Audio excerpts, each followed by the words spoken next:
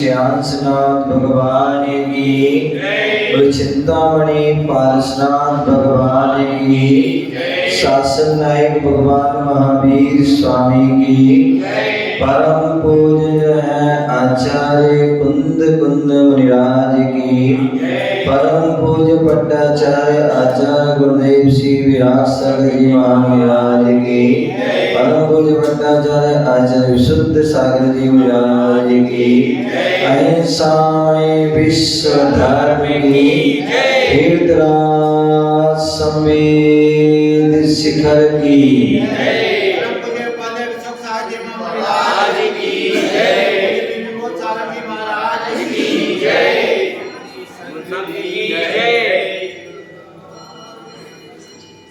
प्यारे बंधुओं, आज हम सभी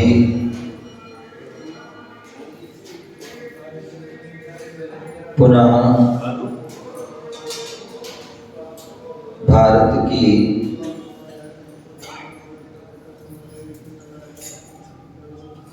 मध्य भाग मध्य प्रदेश और मध्य प्रदेश की राजधानी भोपाल में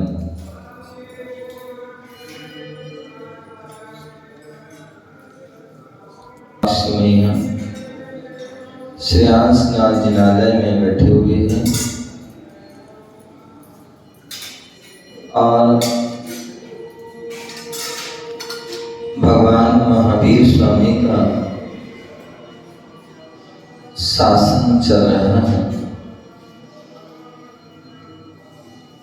भगवान महावीर स्वामी की जो वाणी खिली वही वाणी जिन वाणी के रूप में हमें प्राप्त है, उसी जिनवाणी का हम रसपान कर रहे हैं। आचार्य कुंद स्वामी रयण सार ग्रंथ के माध्यम से श्रावक और मुनि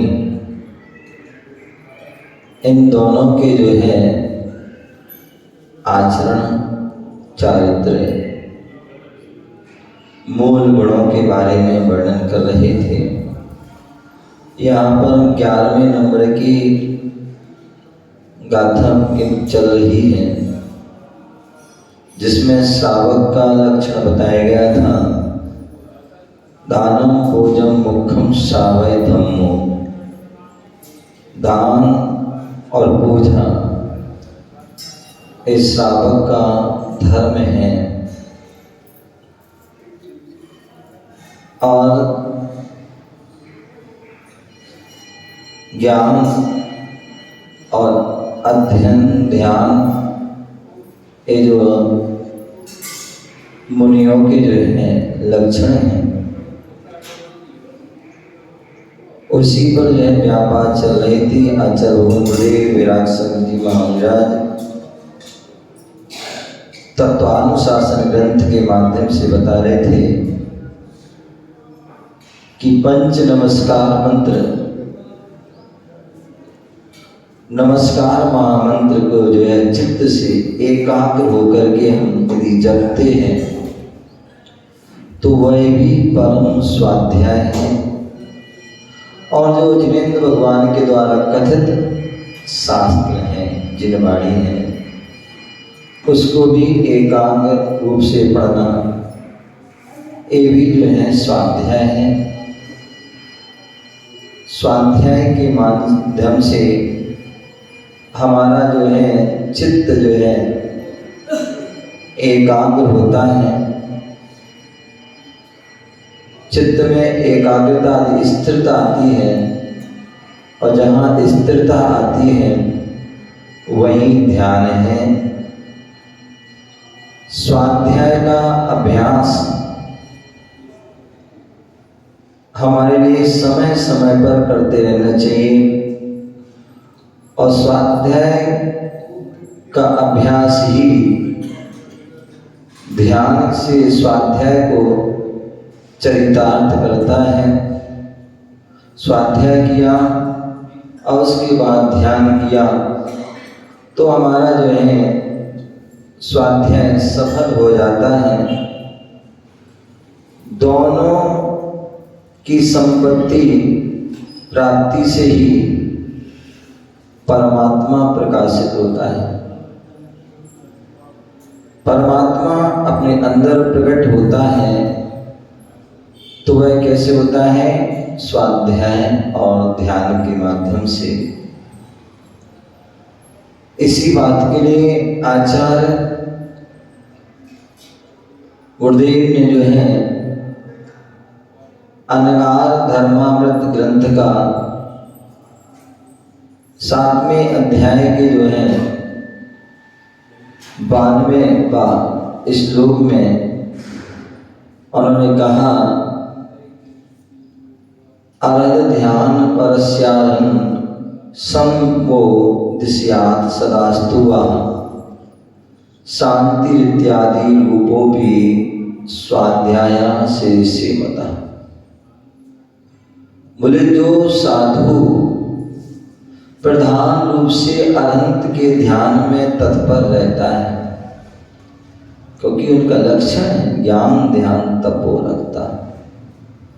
तो बोले जो अनंत के ध्यान में तत्पर है। कई बार मैंने पहले भी कहा कि जो है हम नमोकार मंत्र पढ़ते हैं और फिर भी हमारा ध्यान अग्रसर नहीं होता, उसमें चित्त एकाग्र नहीं हो पाता, मन नहीं लग पाता है।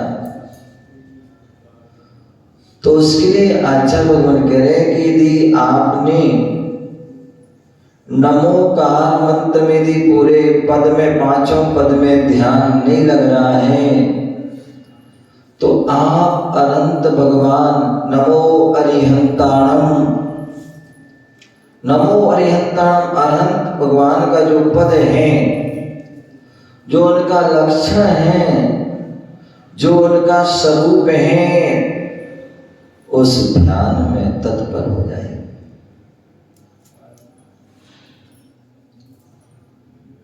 अभी मैं मंडी द्वीप में था, वहां पर किसी माता ने, किसी माँ ने प्रश्न किया था। बोले मुनिराज, हम अनंत को कैसे पहचाने? अनंत भगवान को कैसे पहचाने? आचार्य को भगवान को कैसे पहचाने? उपाध्याय आदि को हम कैसे पहचाने? तो मैंने कहा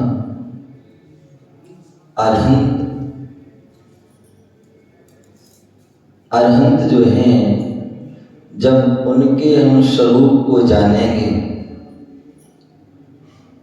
उनके स्वरूप का हमें ज्ञान होगा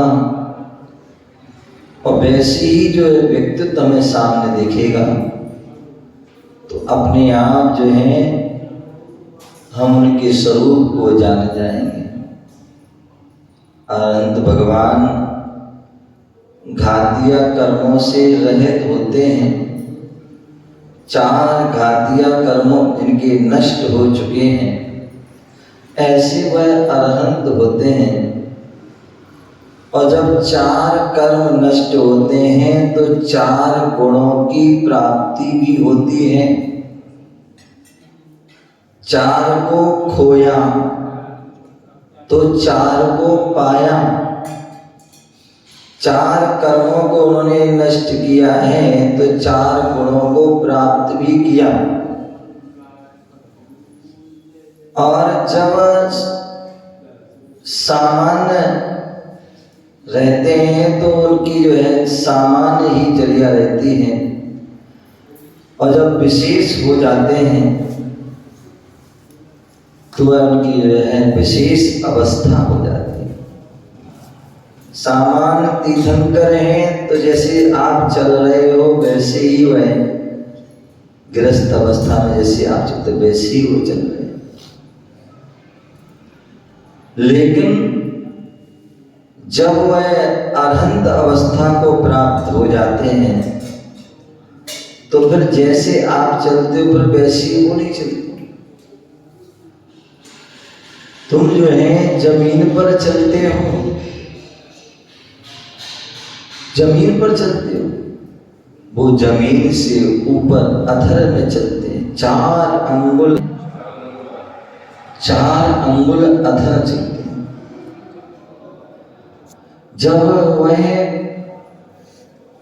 जैसे पानी में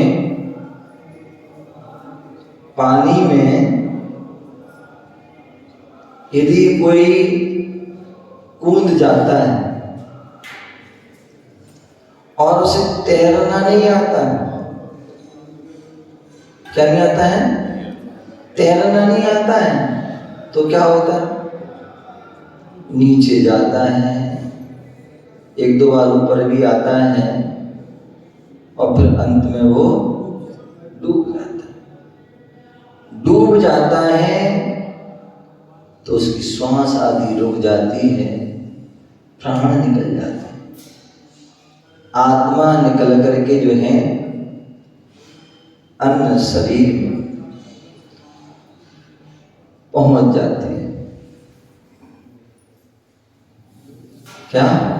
अन्य शरीर में पहुंच जाती है।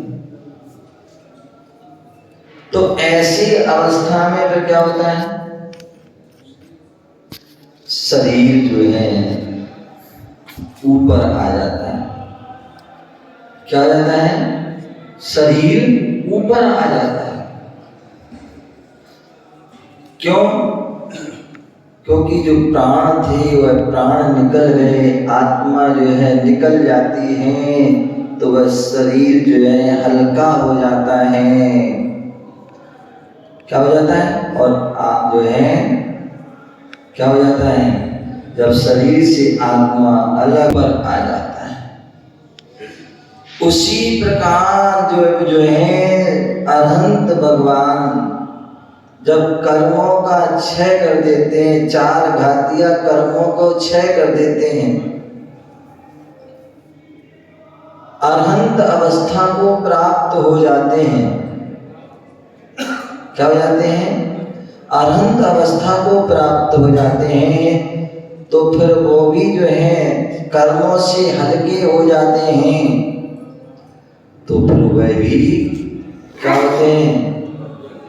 5000 धनुष ऊपर उठ जाते हैं। क्या हो जाते हैं? 5000 धनुष ऊपर उठ जाते हैं। और जैसे कोई व्यक्ति को किसी पद की प्राप्ति हो जाती है, क्या हो जाती है? किसी पद की प्राप्ति हो जाती है, तो फिर क्या होता है? उसे ऊपर आसन मिल जाता है, सिंहासन मिल जाता है, कुर्सी मिल जाती है। तो उसी प्रकार जब तीर्थंकर प्रगति उदय में आ जाती है, कर्म जो है क्षय हो जाते हैं, केवल ज्ञान प्राप्त हो जाता, अरहंत अवस्था हो जाती है, तो उनको भी क्या होता है? समूह शरण। क्या होता है? उन्होंने कहा समूह शरण लग जाता है। और समूह शरण में 12 सभाएं लग जाती हैं। उन 12 सभाओं में जो है क्या होते हैं? क्या होते हैं? मुनिराज विराजमान होते हैं। क्या होते हैं? वह अरहंत भगवान विराजमान होते हैं। 12 सभाओं में जो है ऊपर जो है गंध कुटी के ऊपर जो है कमलासन के ऊपर जो है 4 अंगुल अधर, ऐसे वह उनका जो अष्ट प्रातिहार्यों से जो सहित हैं, अनंत चतुष्टय से जो सहित हैं, जो 34 अतिशयों से जो सहित हैं, जिनके जो है आने के पूर्व ही अतिशय प्रारंभ हो जाते हैं। विशेष घटनाएं, विशेष जो है कार्य होने लगते हैं, यह उनके जो है सूचक हैं कि अरहंत भगवान हैं। क्या है? ये अरहंत भगवान हैं। ऐसे उनकी पे जो अष्ट प्राध्यान से सहित हैं, इनके छत्र लगा हुआ है, चमर डुलाए जा रहे हैं, सिंहासन बैठे हुए हैं, अशोक वृक्ष हुए हैं, पुष्प वृष्टि है, दुंदुभी बाज हो रहे हैं। ऐसे वह सभी अष्ट आदि प्रातःहारों से वो सहित है। ऐसे जो वो अरहंत भगवान क्या होते हैं? ऐसे जो है वो अरहंत होते हैं। ऐसे वो अरहंत होते हैं। तो यहां बता रहे हैं कि जो साधु प्रधान रूप से, मुख्य रूप से अरहंत के ध्यान में तत्पर है, क्योंकि हमें भी अरहंत अवस्था को प्राप्त करना है, तो हमें अरहंत का ध्यान करना हो। कहते जैसे हम जो चाहते हैं उसका हम ध्यान करते हैं तो हमें वो ही प्राप्त होती है। यदि हम अनंत बनना चाहते तो अनंत का ध्यान करेंगे तो अनंत बनेंगे। संत बनना चाहते हैं तो संत का ध्यान करेंगे तो संत बनेंगे। यदि हम श्रावक बनना चाहते हैं तो श्रावक का हम ध्यान करेंगे तो जो हम क्या होंगे? श्रावक। और ग्रस्त का ध्यान करेंगे तो ग्रस्त बनेंगे। एक योगी का ध्यान करेंगे तो हम योगी बनेंगे, और एक भोगी का ध्यान करेंगे तो हम भोगी बनेंगे। जैसा हम ध्यान करते हैं, जैसी हम भावना बातें वैसी होता है। तो इसलिए अरहंत का हम ध्यान करते, तत्पर रहते, उसमें हमेशा तत्पर। उनके द्वारा अरहंत तुम्हारा कल्याण करें। और हम अनंत का ध्यान क्यों कर रहे हैं? क्योंकि अनंत भगवान हमारा कल्याण करें, या तुम्हें सुख शांति को प्रदान करें। व्यवहार से हम कह देते हैं, क्या व्यवहार से हम कह देते हैं भगवान के माध्यम से हमें शांति मिलती है, भगवान के माध्यम से सुख मिलता है। और यदि नहीं मिलता तो हम ये सारी धर्म की क्रिया क्यों करते हैं? इसलिए तो करते हैं, इसलिए तो हम करते हैं कि हमें जो है सुख मिले, शांति मिले, आनंद मिले, सुख समृद्धि मिले।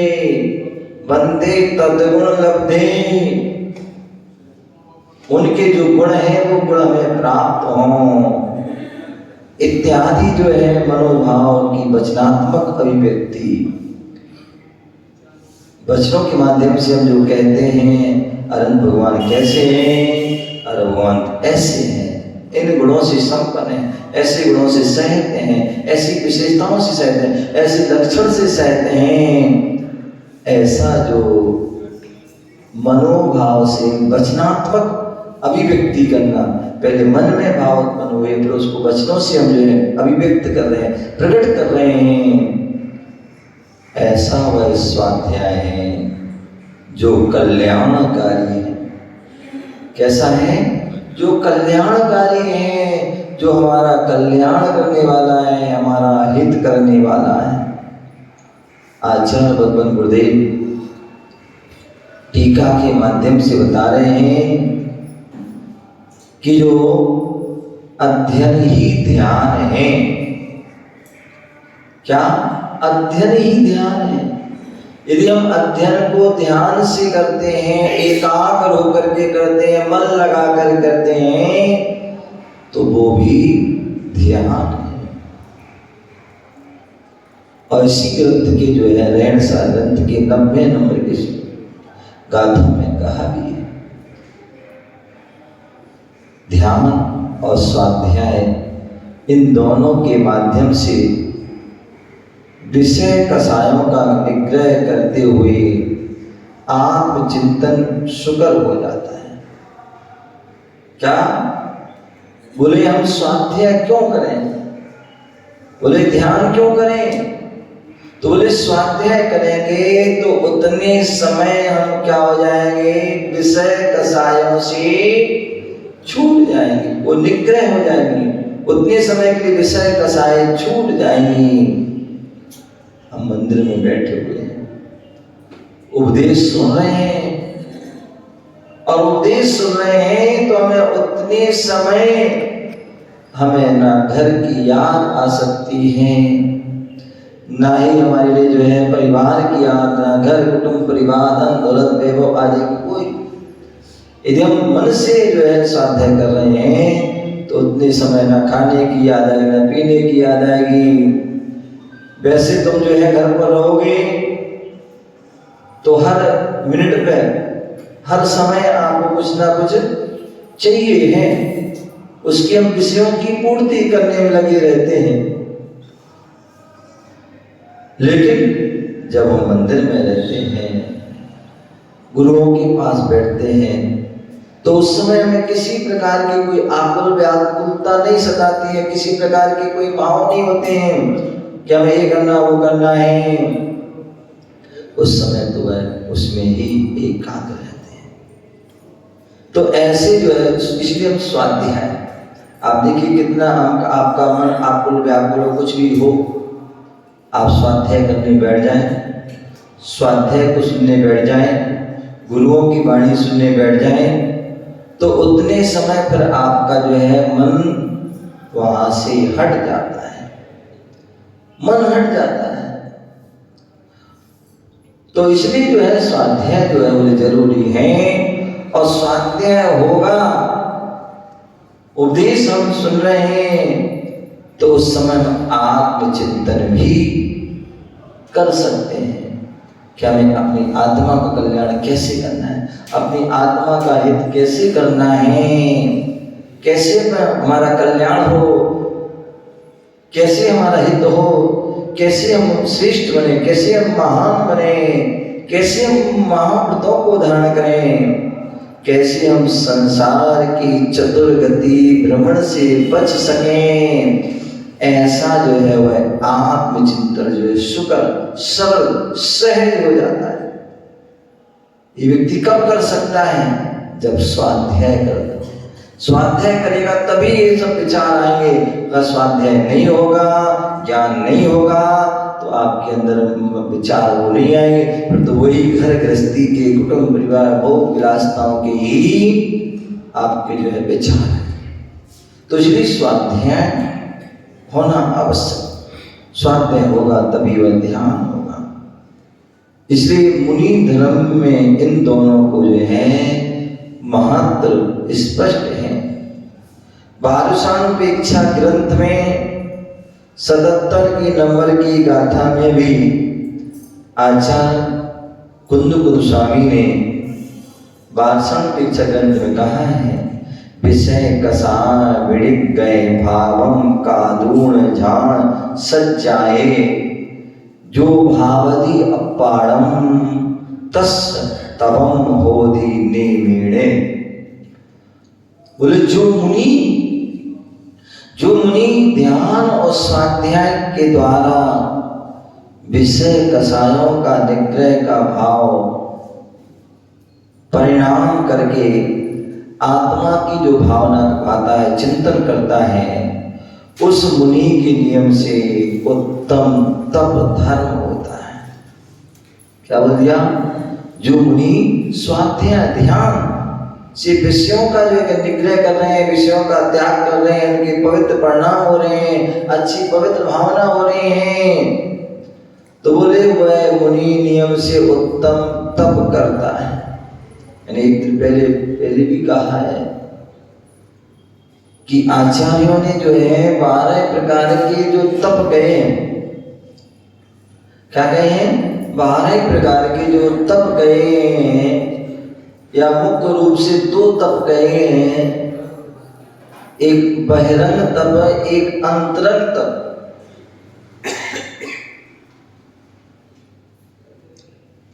क्या? एक बहिरंग तप और एक अंतरंग तप। बहिरंग तप जो हमें बाहर से दिखने में आता है वो बहिरंग तप है, और अंतरंग तप जो हमें दिखने में नहीं आता है, जो अंदर के भावों से होता है, वह जो है अंतरंग तप। आपने उपवास किया तो आप सबको दिख जाएगा, क्योंकि आपका चेहरा उतर जाएगा, शरीर में जो है शिथिलता आ जाएगी। क्यों? क्योंकि हमारे जो है प्रतिदिन हमारा ऐसा रूटीन बना हुआ है कि हम भोजन आदि करते हैं, तभी शरीर में जो है स्फूर्ति। गाड़ी कब चलती है?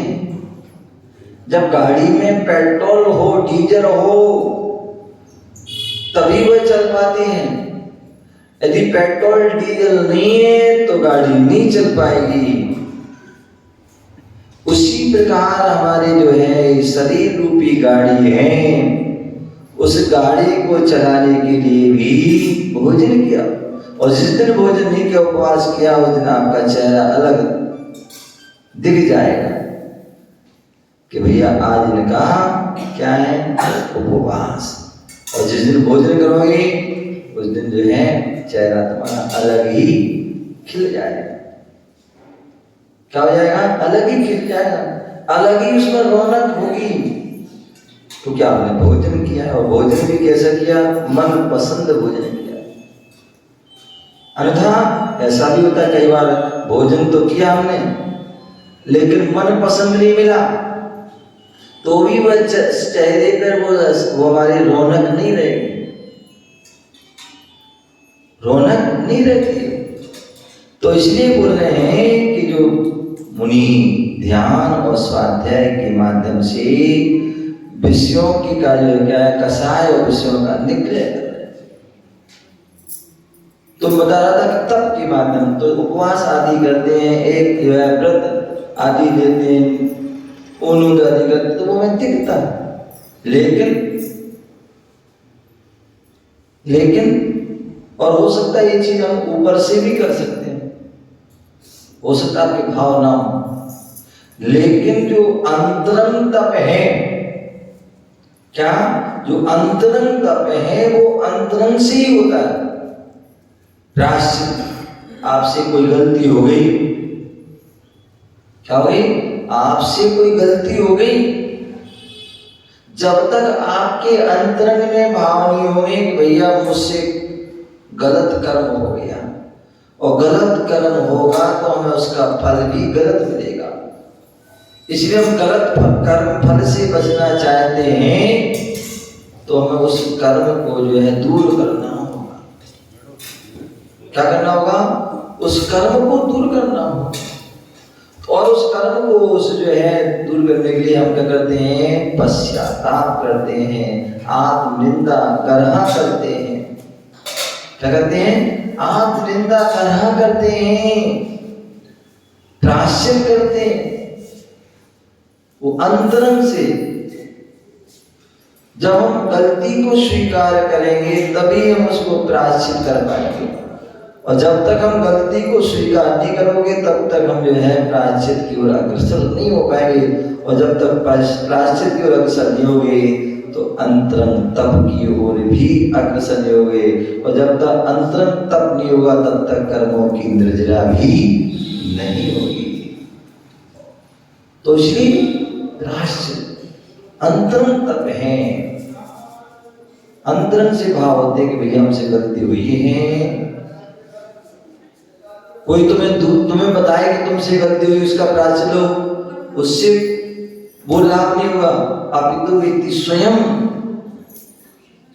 आत्मचिंतन मन करता है कि आज मुझसे ये गलती हुई है, और उन गलतियों का वह प्रायश्चित लेता है, आत्मनिंदा आलोचना करता है। तो ये कब करता है? जब अंदर से भाव होते हैं। इसलिए वो अंतरंग तप है। और उन जो समस्त तपों में बोले यदि सबसे श्रेष्ठ तप है तो वो है स्वाध्याय। स्वाध्याय वो भी अंतरंग ही तप है। और उस स्वाध्याय के माध्यम से हमारे भाव पवित्र होते हैं, परिणाम पवित्र होते हैं। तो इसलिए बोल रहे हैं स्वाध्याय ध्यान विषय कषायों का निग्रह का भाव परिणाम करता है, आत्मा की भावना का चिंतन करता है। तो वह नियम से मुनि वह नियम के क्या करता है, तप धर्म होता है। यदि उसके अंदर ये भाव नहीं हो रहे हैं स्वाध्याय के ध्यान के, तो उसके अंदर तप धर्म नहीं आ सकता है। बोले जो 10 धर्म हैं वो किनके हैं? 10 धर्म जो हैं वह किनके हैं? तो बोले 10 धर्म जो है वह मूल रूप से आचार्यों के हैं। आचार्यों के जो 36 मूल गुण होते हैं, उन 36 मूल गुणों में 10 धर्म, जो 10 धर्म हैं वो उनके मूल गुण हैं। और वो आचार्य परमेष्ठी अपने उन 10 धर्मों का जो है पालन करते हैं, उनका चिंतन करते हैं, उनका मनन करते हैं, उससे अपने जीवन में उतारते हैं। और जो मुनि आदि हैं, उपाध्याय आदि हैं, वो 10 धर्म उनके पवित्र गुणों का भी पालन, मूल गुणों का भी पालन करें, उत्तर गुण का। तो उसी प्रकार जो है वह 10 धर्म जो है उत्तर। तो क्या श्रावक के जो है 10 धर्म नहीं है? तो श्रावक के भी 10 धर्म हैं, लेकिन वो जो है वो अभ्यास में, क्या है वो अभ्यास रूप में, प्रैक्टिस रूप में है। यदि व्यक्ति वह जीव आगे बढ़ना चाहता है, मुनि आदि बनना चाहता है, तो वह उनका अभ्यास करता है। क्या करता है? अभ्यास करता है। तो इसलिए जो है उसकी भी धर्म है। तो इसलिए हम यहाँ मुख्य रूप से बता रहे हैं कि जो मुनि स्वाध्याय और ध्यान करते हैं, तो वह जो है इसके माध्यम से अपने तप धर्म का उनके होता है। ऐसा आचार्य गुरुदेव कह रहे हैं कि मुनि धर्म में ध्यान अध्ययन ये 2 विशिष्ट अंग हैं, घटक हैं। इससे बोध प्रावत ग्रंथ जो आचार्य कुंद गोस्वामी का अष्टपावड़ ग्रंथ है, उसमें बोध प्रावत ग्रंथ है, उसमें भी 57 नंबर की गाथा के माध्यम से वहां भी बताया गया है। सच्चाए झाण जत्ता पवच्चा ऐसा भणिदा। बोले जो स्वाध्याय में और ध्यान में लीन हैं, ऐसी जिन दीक्षा कही गई है, बोले दीक्षा लेके हमें क्या करना है? तो बोले दीक्षा लेकर के हमें ध्यान और अध्ययन करना है, स्वाध्याय ध्यान व ध्यान में लीन होना है, वही जिन दीक्षा है। अन्यथा लोग क्या कहते हैं? लोग क्या कहते हैं? मूढ़ मुड़ाए 3 गुण, मूढ़ मुड़ाए 3 गुण, सिर की मिट जाए खाज।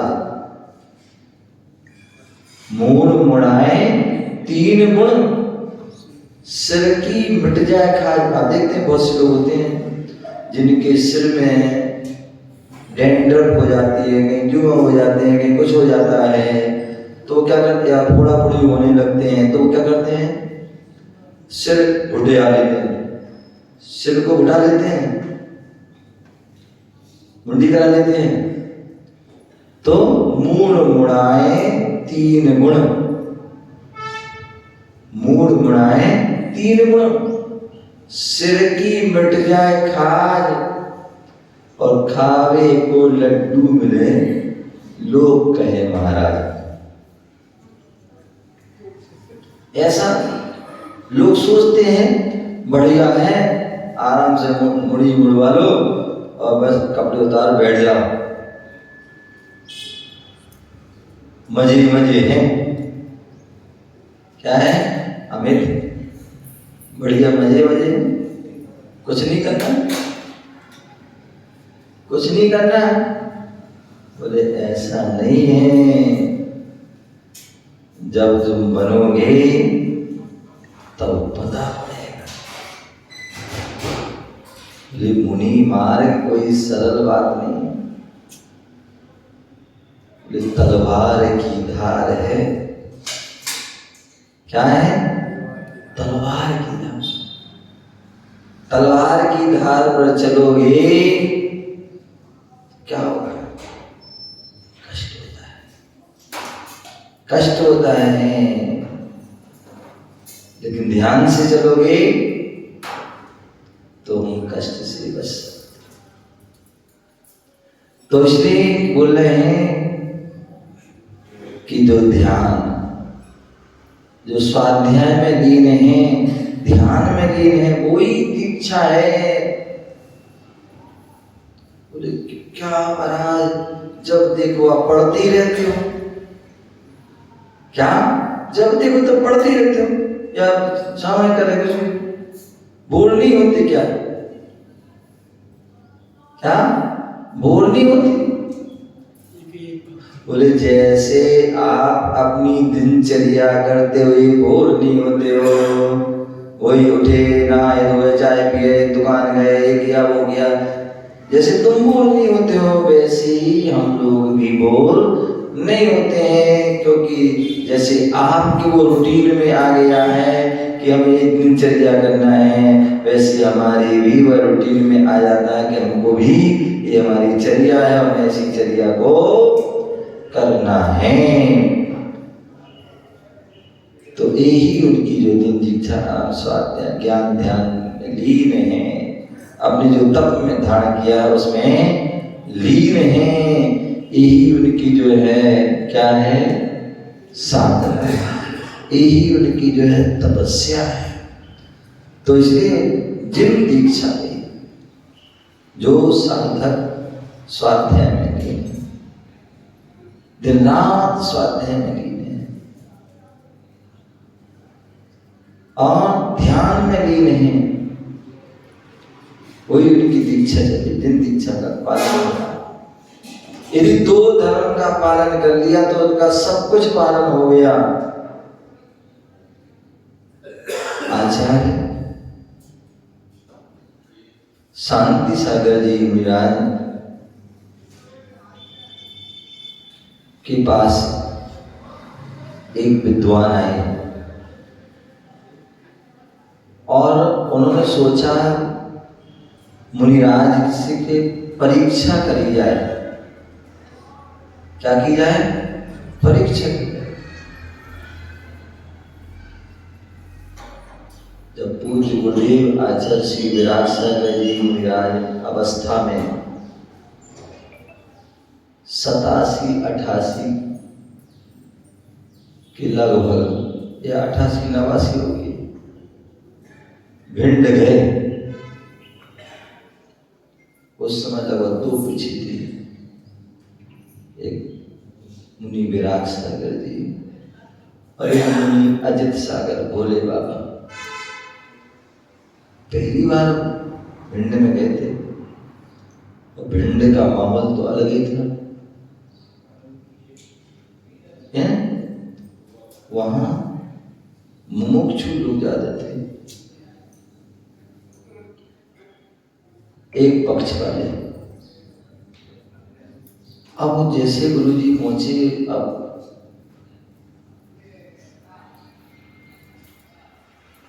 तो वहां पर नसिया जी मंदिर है। नसिया जी में जो है, अब वहां पहुंचे, देखा तो बस लोग अपने आए मंदिर दर्शन करे पूजा करे चलते बने। और मुनिराज जो है वहां बैठे, कोई ध्यान ही नहीं उनकी और किसी का ध्यान ही नहीं कि मुझे आ जाए तो उनके पास बैठ जाए, दर्शन कर लें, पूजा कर लें, या कोई भी उपदेश वो बैठे, कोई बात नहीं। मुनिराज ने बैठे अपने शास्त्र खोला और स्वाध्याय करना प्रारंभ कर दिया।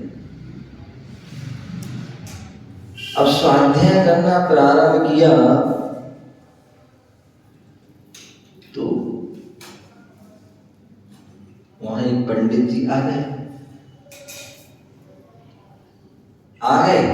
और नए महाराज ने देखे तो कितना ज्ञान है, पहुंच गए। स्वाध्याय सुनते सुनते जो है उन्होंने कहा, मुनिश्री आपने जो है समय सार पढ़ा? बोले मैंने जो है 108 बार समय सार पढ़ लिया। क्या? बोले मैंने 108 बार समय सार पढ़ लिया। तुमने कितने बार पढ़ा? गुरु जी अपने स्वाध्याय करते रहे। फिर उसने एक बार दोबारा पूछा कि मैं दोबारा कहा, मैंने 108 बार स्वाध्याय पढ़ा, आपने कितने बार पढ़ा?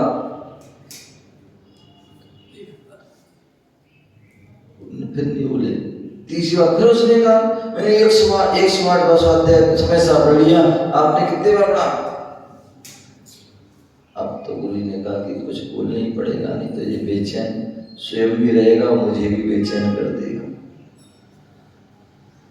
बोले पूछा भी कौन है? बोले पंडित जी। बोले पंडित जी क्या बोल रहे? बोले मैंने 108 बार समय सार पढ़ा। बोले आपने कितने बार? बोले पंडित जी मैंने एक बार समय सार पढ़ा या समय सार को जाना समझा तो मेरा सब कुछ छूट गया। क्या? सब कुछ छूट गया। और बोले तुमने 108 बार समय सार पढ़ा और फिर भी कुछ नहीं छूटा तुम्हारी, ना मान छूटी, ना क्रोध छूटा, ना माया चले, ना लोभ छूटा, ना विषय भोग छूटे, कुछ भी नहीं छूटा। तो मतलब आपका पढ़ना क्या रहा? बेकार ना कि 108 पढ़ लिया फिर भी तुम्हारा कुछ भी परिवर्तन नहीं हुआ। वहां एक बार पढ़ा सब कुछ बदल गया। तो जब ऐसे गुरुदेव के उपदेश हुए तो फिर धीरे धीरे लोगों का आन प्राण में जुड़ना प्रारंभ हुआ अपने आप में। और एक समय ऐसा आया पूरा जो है भिंड, और भिंड क्या पूरा जो है आसपास के लोग उनकी दीवाने हुए। तो कहने का तात्पर्य जो है आज क्या होते? स्वाध्याय में, ध्यान में नहीं होते हैं। हर समय अपने स्वाध्याय कर रहे हैं, ध्यान कर रहे हैं। क्या कर रहे हैं? स्वाध्याय ध्यान में लीन है। ये उनकी दीक्षा है, उनका जो है साधना है, तपस्या है, सब कुछ ही। और इससे ही उनके परिणाम पवित्र होते हैं, विचार पवित्र होते हैं और मन स्थिर होता है। आचार्य कुंद स्वामी मोक्ष पावर ग्रंथ में 102 नंबर के गाथा में कहते हैं, क्या कहते हैं? गुण गण विभू संयंगो हेयो पादे निच्छिदो साहु झाण झैणे सुरदो सो पावई उत्तम ठाण। बोले जो गुणों के समूह से जिनका शरीर विभूषित है, क्या है? मुनि अवस्था को धारण किए जिन लिंग हैं, जो जिन्हें मोक्ष मार्ग है, इससे ही मोक्ष की ओर कदम बढ़ा सकते हैं, मोक्ष को प्राप्त कर सकते हैं। ऐसा वह जो है गुणों से जो विभूषित हैं, इसलिए उनको रत्नात्रय के धारी कहते हैं।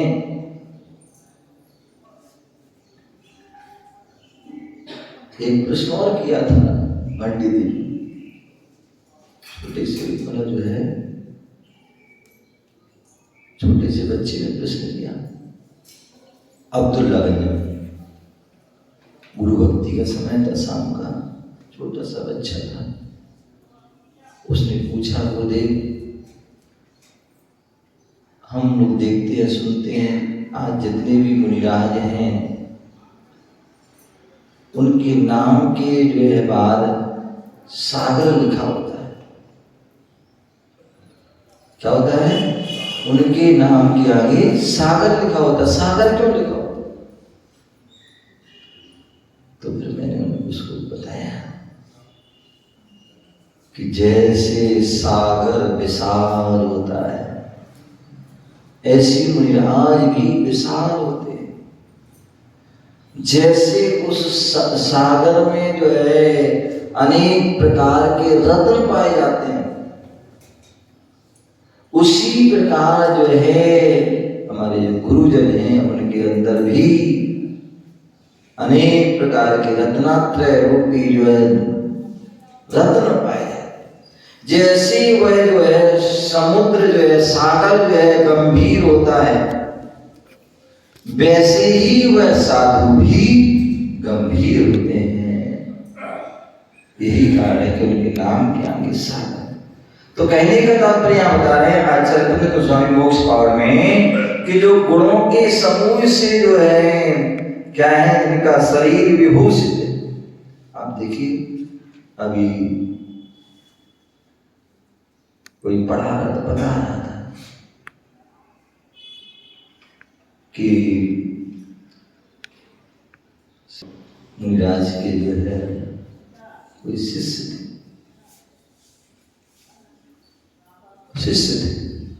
और वो सल्लेखना रूढ़ थे और उनकी सल्लेखना हो गई। रात को 2 बजे सल्लेखना हो गई। आप देखिए जब वह मुनिराज थे, चेतन अवस्था में थे, गुणों से संपन्न थे, उनको जो है उनकी पूजा अर्चना वंदना हम करते थे। समाधि होने के बाद भी विधान है भगवती आराधना आदि ग्रंथों में कि जो है आत्मा निकल भी गई है फिर भी हम नमस्कार करते, उनकी वंदना करते, उनके गुणों का प्रदान करते, यहाँ तक कि जब उनके अंतिम संस्कार होते हैं तो सारी क्रियाएं होती हैं उल्टी। क्या होती? सारी क्रिया होती हैं। विसर्जन होगा, शांति पाठ होगा, जयमाला होगा, पूजा होगी और उनका अभिषेक होगा।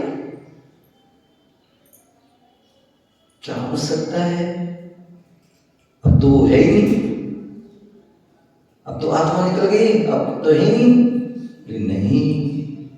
इस शरीर के माध्यम से उन्होंने रत्नात्रय की साधना की, तपस्या करी, इसलिए जो है वो शरीर भी क्या हो गया? पूजनीय हो गया, वंदनीय हो गया। आप देखते हैं भगवान की जो प्रतिमा आदि होती है, प्रतिमा आदि विराजमान, और उस प्रतिमा कहाँ विराजमान होती है? वेदी पर। किस पर? वेदी पर, अथवा वेदी के ऊपर सिंहासन के ऊपर विराजमान होती है। क्या होती है? वेदी पर प्रतिमा, सिंहासन प्रतिमा विराजमान होती है। तो जो है जब हम वैसे तो कभी वेदी पर चढ़ते नहीं, और यदि कोई कारण से चढ़ना पड़े तो क्या करते हैं? पहले हम वेदी के क्या करते हैं? वेदी को प्रणाम करते हैं, फिर चढ़ते हैं, और उसके बाद फिर जब काम हो जाए तो उसको वेदी को हम शुद्ध करते हैं और फिर नमस्कार करते हैं। क्यों? क्या हो सकता है? तो आषाढ़ी की वेदी तो है या कोई? अरे भैया उस वेदी पर भगवान विराजमान हैं, और भगवान विराजमान है तो बेटी भी पूजनी हो गई। सिंहासन पर विराजमान है तो वो सिंहासन भी, मंदिर आते हैं और मंदिर आते जैसी देवी चढ़ते हैं तो क्या करते हैं, देवी के भी पैर पड़ते, क्योंकि मंदिर का दरवाजा है। जिस मंदिर में भगवान विराजमान है वो उसका दरवाजा। तो मंदिर की प्रत्येक चीज जो है पूजनीय वंदनीय हो जाती है, ऊपर से लेके नीचे तक, नींव से लेकर। जब मंदिर बनाते हैं आप सभी को पता हो क्यों क्या बना है, भूमि पूजन करते हैं, उस भूमि की भी पूजा करते हैं, उस भूमि का भी परीक्षण करते हैं कि ये जमीन अच्छी है कि नहीं है, पूजा करते उसकी। उसमें भी अनेक प्रकार के यंत्र आदि रखते हैं, दान करते हैं, शिलान्यास आदि करते हैं, उसमें शिलाएं रखते हैं, पंच परमिष्टि रूप शिलाएं, जिससे उसमें पंच परमिष्टि का वास हो। ये सारी प्रक्रिया है। तो कहने का तात्पर्य उसी प्रकार शरीर भी जो है क्या है, उसमें रत्नात्रय की साधना करी, इसलिए वो शरीर भी विभूषित। मुनि पद को धारण किया, रत्नात्रय धारण किया है, इसलिए वह शरीर भी विभूषित होगा, क्योंकि उसमें रत्नात्रय धारण किया है। और जो ही उपादेय पदार्थों का निश्चय कर चुका है, मुनि दीक्षा हर कोई नहीं ले पाता है, मुनि दीक्षा हर कोई नहीं ले पाता है, व्रत नियम संयम को हर कोई नहीं धारण कर पाता है। वही धारण कर पाता है जिसको हे उपादेय का ज्ञान हो जाए, संसार में क्या हे है, क्या उपादेय है, जितने भी पंच इंद्रिय के भोग हैं, विषय कसाय है, वो सब क्या है, हे हैं, वो सब क्या है, हे है।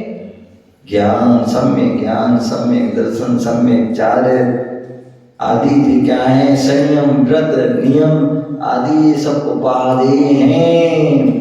तो ऐसा ही उपादेय का जिनको निश्चय कर चुके हैं और जो ज्ञान ध्यान और स्वाध्याय में अच्छी तरह से लीन हैं, वही साधु उत्तम साधु हैं और वही आगे चल करके मोक्ष को प्राप्त करते हैं। ऐसे वह साधक, वह साधु अपने जो है उस धर्म का पालन करते हैं और श्रावक जो है अपने धर्म का पालन करते हैं।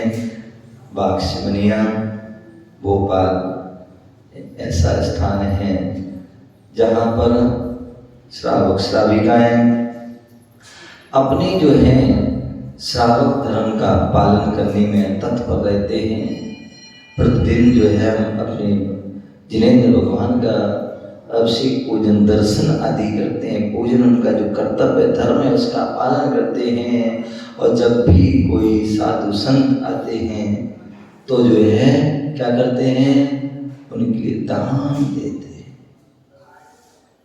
दान देते हैं और अपने दोनों धर्म में लीन रहते हैं।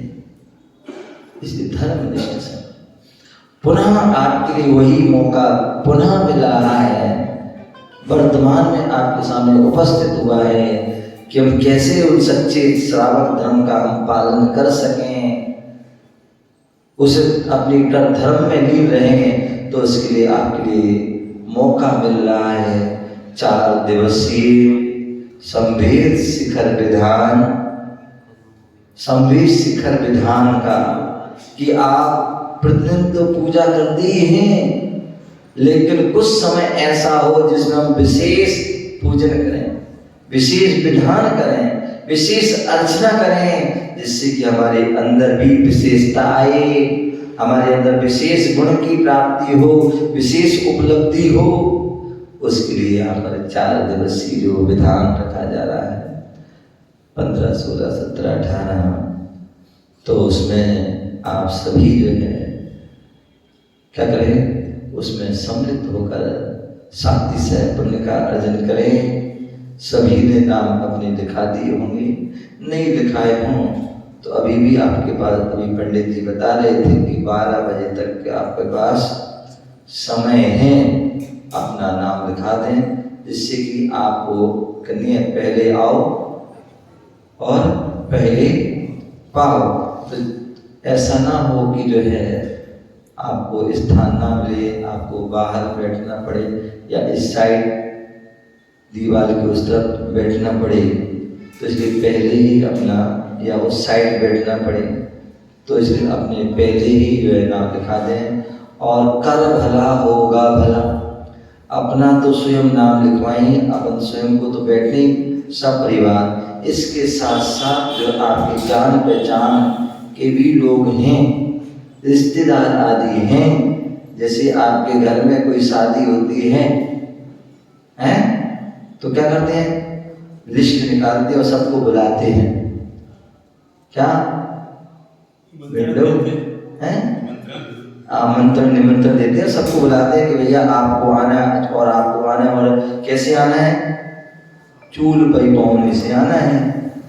तो ऐसे ही जो है अब इस विधान हो रहा है, तो उसमें भी आप तो बैठे ही परिवार से, अपने रिश्तेदार आदियों को भी क्या करें, उनको भी जान पहचान जो भी जितनी भी हमारी पूरे भोपाल की है कॉलोनी है, उनको भी हम सूचित करें, वो भी उसमें वहाँ पर अपनी सूचना पट पर जो है लिखवाएं, बैनर आदि जो है भिजवाएं, फोन आदि करें, जिससे कि वो भी लाभ ले सकें। क्योंकि हमारे कहते कृत कार्य अनुमोदना करे करावे भावना भावे सो तीर्थंकर पदवी पावे, हम करते हैं कराते हैं और करवाने वाले की अनुमोदना भी, तो इसलिए सभी को लाभ हो, तो इसलिए सभी लोग जो है उस विधान में अभी भी मौका है, आप नाम लिखा सकते हैं। दूसरी बात, यहाँ पर साधु संत भी रहेंगे, तो जो पाठ में बैठे हैं तो वो तो बैठेंगे, जो नहीं बैठ पा रहे हैं किन्हीं कारणों से या न भी उनके पास समय है, तो वह जो है अपने दान धर्म का पालन भी कर सकते हैं। मुनियों का पड़गान करके अपने घर में मुनियों के चरण जो है ले जा सकते हैं, उनको जो है पड़गान करके और उनको निर्विघ्न आहार करा सकते हैं, अपने श्रावक धर्म का पालन कर सकते हैं। तो इन दोनों कर्तव्यों का पालन करें, अपने जीवन को श्रेष्ठ बनाएं, इसी भावना से जय बोलो महावीर भगवान की।